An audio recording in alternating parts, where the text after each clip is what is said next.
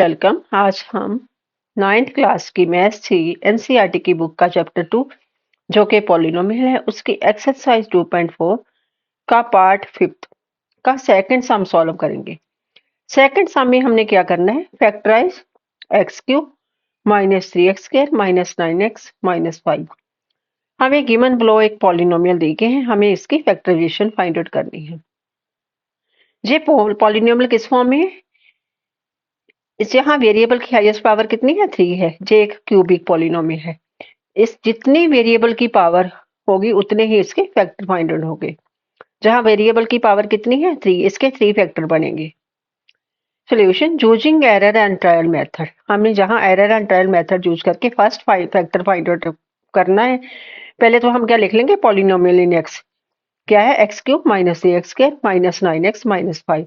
अब हम चूज करेंगे वेरिएबल की अलग अलग वैल्यू। पहले मैंने 3 चूज की तो पॉलिनोमियल की वैल्यू कितनी आ रही है, -2, this is not equal to 0। अब क्या मैं ले रही हूँ, 5। वेरिएबल की वैल्यू क्या है, 5। जब मैं 5 जहां सब्स्टिट्यूट कर रही हूँ तो मेरे पास वैल्यू क्या आ रही है पॉलिनोमियल की, 0। देयरफॉर जहां वेरिएबल की वैल्यू कितनी आ गई, एक्स की वैल्यू कितनी आ गई, 5, जिसके साथ ये 0 बन रहा है polynomial. When x equal to 5, then x minus 5 is a factor of x cube minus 3x square minus 9x minus 5। इसका जे एक फैक्टर तो मैंने फाइंड आउट कर लिया। अब क्या करने हैं, कितने तो वेरिएबल पावर कितनी है, यस 3 है। इसके 2 फैक्टर और चाहिए। 2 फैक्टर और फाइंड आउट करने के लिए क्या करूंगी, जो गिवन पॉलिनोमियल को मैं इसके साथ जो भी एक फैक्टर आ गया उसके साथ डिवाइड कर दूंगी।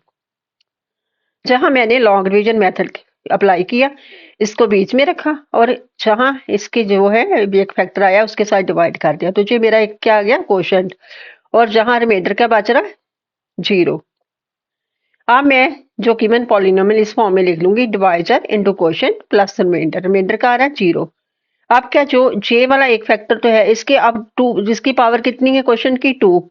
इसके हमें 2 फैक्टर और चाहिए। इसके अब 2 फैक्टर और बनाएंगे। पहले तो मैंने इसको इस फॉर्म में लिख लिया।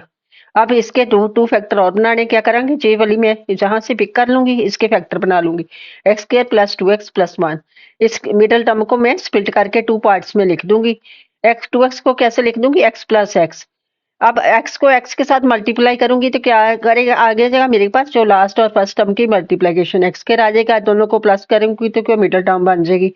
तो जे वाली पॉलिनोमियल को मैं इस फॉर्म में लिख लिया। अब जहां मेरे पास x कॉमन आ रहा है, बीच में क्या आ रहा है, x प्लस 1। जहां क्या आ रहा है कॉमन, इन लास्ट 2 टर्म में सिर्फ 1 कॉमन आ रहा है। जहां क्या आ गया, x प्लस 1। और इसकी फैक्टराइजेशन क्या बनेगी, x plus 1 into X plus 1।